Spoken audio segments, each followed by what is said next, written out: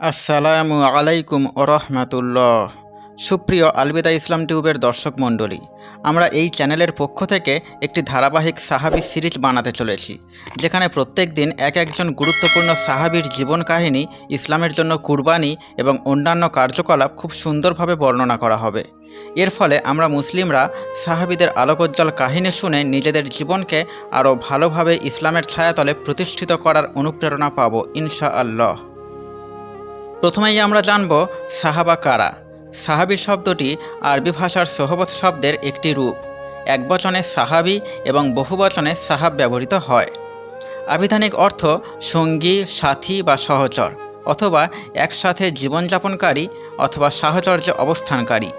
ইসলামী পরিভাষায় সাহাবা শব্দটি দ্বারা রাসূলুল্লাহ সাল্লাল্লাহু আলাইহি ওয়াসাল্লামের মহান সঙ্গী সাথীদের বোঝায়। সাহাব শব্দটির বহুবচনের আরও কয়েকটি রূপ আছে, তবে রাসূলুল্লাহ সাল্লাল্লাহু আলাইহি ওয়াসাল্লামের সঙ্গী সাথীদের বোঝানোর জন্য সাহাবের বহুবচনে সাহাবা ছাড়া আসহাব ও সাহাবও ব্যবহৃত হয়ে থাকে। আল্লামা ইবনে হাজার রহিমাহুল্লাহ আল ইসাবা ফি তামিজিস সাহাবা গ্রন্থে সাহাবীর সংজ্ঞা দিতে গিয়ে বলেন, সাহাবী সেই ব্যক্তি যিনি রাসূলুল্লাহ সাল্লাল্লাহু আলাইহি ওয়াসাল্লামের প্রতি ঈমান সহকারে তাঁর সাক্ষাৎ লাভ করেছেন এবং ইসলামের উপরেই মৃত্যুবরণ করেছেন। উপরোক্ত সংজ্ঞায় সাহাবী হওয়ার জন্য তিনটি শর্ত আরোপ করা হয়েছে। ১. রাসূলুল্লাহ সাল্লাল্লাহু আলাইহি ওয়াসাল্লামের প্রতি ঈমান। ২. ঈমানের অবস্থায় তাঁর সাথে সাক্ষাৎ অর্থাৎ আল্লিকা। ৩. ইসলামের উপর মৃত্যুবরণ অর্থাৎ মাউদ আলাল ইসলাম। প্রথম শর্তটি দ্বারা এমন লোক সাহাবী বলে গণ্য হবে না যারা রাসূলুল্লাহ সাল্লাল্লাহু আলাইহি ওয়াসাল্লামের সাক্ষাৎ তো লাভ করেছে কিন্তু ঈমান আনেনি, যেমন আবু জাহেল, আবু লাহাব প্রমুখ মক্কার কাফিরবৃন্দ। দ্বিতীয় শর্ত অর্থাৎ সাক্ষাৎ দ্বারা এমন ব্যক্তিও সাহাবী বলে গণ্য হবেন যিনি হুজুরের তো সাক্ষাৎ লাভ করেছেন কিন্তু অন্ধত্ব বা এ জাতীয় কোনো অক্ষমতার কারণে চোখে দেখার সৌভাগ্য থেকে বঞ্চিত হয়েছেন, যেমন অন্ধ সাহাবী আবদুল্লাহ ইবনে উম্মে মাকতুম রাদিয়াল্লাহু আনহু। তৃতীয় শর্ত অর্থাৎ মাউদ আলাল ইসলাম দ্বারা এমন লোক ও সাহাবীদের দলে সামিল হবেন যারা ঈমান অবস্থায় রাসূলুল্লাহ সাল্লাল্লাহু আলাইহি ওয়াসাল্লামের সাক্ষাৎ লাভে ধন্য হয়েছেন, তারপর মুরতাদ বা ধর্মত্যাগী হয়েছেন, তারপর আবার ইসলাম গ্রহণ করে মুসলমান হিসাবে মৃত্যুবরণ করেছেন। পুনরায় ইসলাম গ্রহণের পর নতুন করে রাসূলুল্লাহ সাল্লাল্লাহু আলাইহি ওয়াসাল্লামের সাক্ষাৎ লাভ না করলেও তিনি সাহাবী বলে গণ্য হবেন। এটাই সর্বাধিক সঠিক মত, যেমন হযরত আশআস ইবনে কায়েস রাদিয়াল্লাহু আনহু ও আরও অনেকে। হাদিস বিশারদগণ আশআস ইবনে কায়েসকে সাহাবীদের মধ্যে গণ্য করে তাঁর বর্ণিত হাদিস সহিহ ও মুসনাদ গ্রন্থসমূহে সংকলন করেছেন, অথচ তিনি ইসলাম গ্রহণের পর মুরতাদ বা ধর্মত্যাগী হয়ে যান এবং হযরত আবু বকর রাদিয়াল্লাহু আনহুর খিলাফতকালে আবার ইসলামে ফিরে আসেন। শেষোক্ত শর্তের ভিত্তিতে এমন ব্যক্তি সাহাবী বলে গণ্য হবে না যে ইসলামের অবস্থায় রাসূলুল্লাহ সাল্লাল্লাহু আলাইহি ওয়াসাল্লামের সাক্ষাৎ লাভ করেছে কিন্তু পরে মুরতাদ অবস্থায় মারা গিয়েছে, যেমন আবদুল্লাহ ইবনে জাহাশ আল আসাদি। সে মুসলমান অবস্থায় হাবশায় হিজরত করার পর খ্রিস্টান হয়ে যায় এবং সেখানে মুরতাদ অবস্থায় মারা যায়। তাছাড়া আবদুল্লাহ ইবনে খাতাল, রবিয়াহ ইবনে উমাইয়া প্রমুখ মুরতাদ ব্যক্তিবর্গ। সাহাবী হওয়ার জন্য ইসলামের উপর মৃত্যুবরণ শর্তটি উল্লেখিত ব্যক্তিবর্গের ক্ষেত্রে অনুপস্থিত। উপরোক্ত সংজ্ঞা অনুযায়ী ঈমান সহকারে রাসূলুল্লাহ সাল্লাল্লাহু আলাইহি ওয়াসাল্লামের সাথে সাক্ষাতের পর তাঁর সাহচর্য বেশি বা অল্প দিনের জন্য হোক, রাসূলুল্লাহ সাল্লাল্লাহু আলাইহি ওয়াসাল্লামের থেকে কোনো হাদিস বর্ণনা করুক বা না করুক, রাসূলুল্লাহ সাল্লাল্লাহু আলাইহি ওয়াসাল্লামের সঙ্গে কোনো যুদ্ধে অংশগ্রহণ করুক বা না করুক, এমনকি যে ব্যক্তির জীবনে মুহূর্তের জন্য রাসূলুল্লাহ সাল্লাল্লাহু আলাইহি ওয়াসাল্লামের সাক্ষাৎ লাভ ঘটেছে এবং ঈমানের অবস্থায় মৃত্যুবরণ করেছে, এমন সকলেই সাহাবীদের অন্তর্ভুক্ত। যারা রাসূলুল্লাহ সাল্লাল্লাহু আলাইহি ওয়াসাল্লামের প্রতি ঈমান আনেনি কিন্তু পূর্ববর্তী অন্য কোনো নবীর প্রতি ঈমান সহকারে রাসূলুল্লাহ সাল্লাল্লাহু আলাইহি ওয়াসাল্লামের সাক্ষাৎ লাভ করেছে, তারা সাহাবী নয়। আর বুহাইরা রাহিবের মতো যারা পূর্ববর্তী কোনো নবীর প্রতি ঈমান সহকারে রাসূলুল্লাহ সাল্লাল্লাহু আলাইহি ওয়াসাল্লামের নবুয়ত লাভের পূর্বে তাঁর সাক্ষাৎ লাভ করেছেন এবং বিশ্বাস করেছেন তিনি ভবিষ্যতে নবী হবেন, এমন ব্যক্তিদের সাহাবা হওয়ার সম্পর্কে সন্দেহ রয়েছে। মুসলিম মনীষীরা তাদের সম্পর্কে কোনো সিদ্ধান্ত ব্যক্ত করতে পারেননি। উল্লিখিত সংজ্ঞার শর্তাবলী জিনদের ক্ষেত্রেও প্রযোজ্য। জিনরাও সাহাবা ছিলেন। কুরআন মাজিদে এমন কিছু জিনের কথা বলা হয়েছে যাঁরা রাসূলুল্লাহ সাল্লাল্লাহু আলাইহি ওয়াসাল্লামের কুরআন তেলাওয়াত শুনে ঈমান এনেছিলেন। নিঃসন্দেহে তারা অতি মর্যাদাবান সাহাবা ছিলেন। সাহাবের উল্লেখিত সংজ্ঞাটি ইমাম বুখারী, ইমাম আহমদ ইবনে হাম্বল সহ অধিকাংশ পণ্ডিতের নিকট সর্বাধিক সঠিক বলে বিবেচিত। অবশ্য সাহাবীর সংজ্ঞার ক্ষেত্রে আরও কয়েকটি অপ্রসিদ্ধ মতামত আছে। যেমন কেউ কেউ সাক্ষাতের স্থলে চোখে দেখার শর্ত আরোপ করেছেন, কিন্তু তাতে এমন সব ব্যক্তি বাদ পড়ে যাবেন যারা মুমিন হওয়া সত্ত্বেও অন্ধত্বের কারণে রাসূলুল্লাহ সাল্লাল্লাহু আলাইহি ওয়াসাল্লামকে চোখে দেখার সৌভাগ্য থেকে বঞ্চিত হয়েছেন, যেমন আবদুল্লাহ ইবনে উম্মে মাকতুম রাদিয়াল্লাহু আনহু। অথচ তিনি অতি মর্যাদাবান সাহাবী ছিলেন। হযরত সাঈদ ইবনুল মুসাইয়্যিব বলেছেন, সাহাবী হওয়ার জন্য শর্ত হচ্ছে 1 বা 2 বছর রাসূলুল্লাহ সাল্লাল্লাহু আলাইহি ওয়াসাল্লামের সাহচর্য অথবা তাঁর সাথে 2-1টি গাজওয়া বা যুদ্ধে অংশগ্রহণ।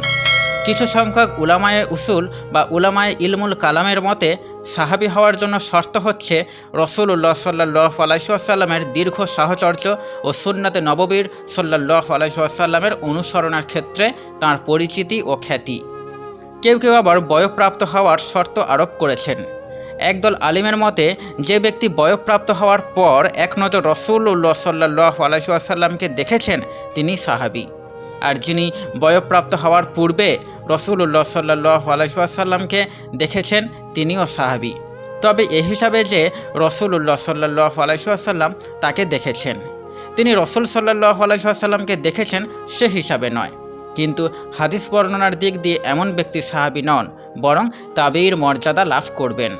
প্রশ্ন হতে পারে, যদি কেউ রাসূলুল্লাহ সাল্লাল্লাহু আলাইহি ওয়াসাল্লামের ইন্তেকালের পর দাফনের পূর্বে তাঁকে দেখে থাকেন, যেমনটি ঘটেছিল প্রখ্যাত আরবি কবি আবু জুয়ারিব আল হুজালির ক্ষেত্রে, তাঁর ব্যাপারে কী সিদ্ধান্ত হবে? আলিমদের মধ্যে এই ব্যাপারে মতবিরোধ আছে। তবে গ্রহণযোগ্য মত হলো এমন ব্যক্তি সাহাবীদের দলভুক্ত হবেন না।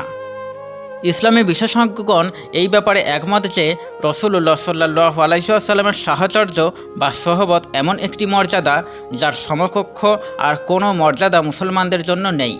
সোহবতের মর্যাদা ছাড়াও দ্বীনের ভিত্তিকে শক্তিশালী ও মজবুত করা, ইসলামের তাবলীগ ও শরীয়তের খিদমতের ক্ষেত্রে কঠোর শ্রম দান ও আত্মত্যাগের কারণে প্রতিটি মুসলমানের কাছে সাহাবায়ে কিরামের একটি পবিত্র ও উচ্চ মর্যাদা আছে।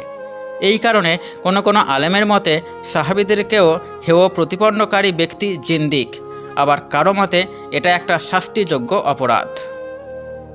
এবার আমরা জানব সাহাবীদের মর্যাদা সম্পর্কে। সাহাবীদের পরস্পরের মধ্যে মর্যাদা হিসাবে স্তরভেদ থাকতে পারে, কিন্তু পরবর্তী যুগের কোনো মুসলমানই, তা তিনি যত বড় জ্ঞানী, গুণী ও সাধক হন না কেন, কেউই একজন সাধারণ সাহাবীর মর্যাদাও লাভ করতে পারেন না। এই ব্যাপারে কুরআন, সুন্নাহ ও ইজমা একমত।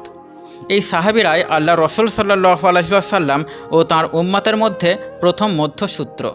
পরবর্তী উম্মত আল্লাহর কালাম, পবিত্র কুরআন, কুরআনের ব্যাখ্যা, আল্লাহর রসুলের পরিচয়, তাঁর শিক্ষা, আদর্শ, মোট কথা দ্বীনের সব কিছুই একমাত্র তাঁদেরই সূত্রে, তাঁদেরই মাধ্যমে জানতে পেরেছে।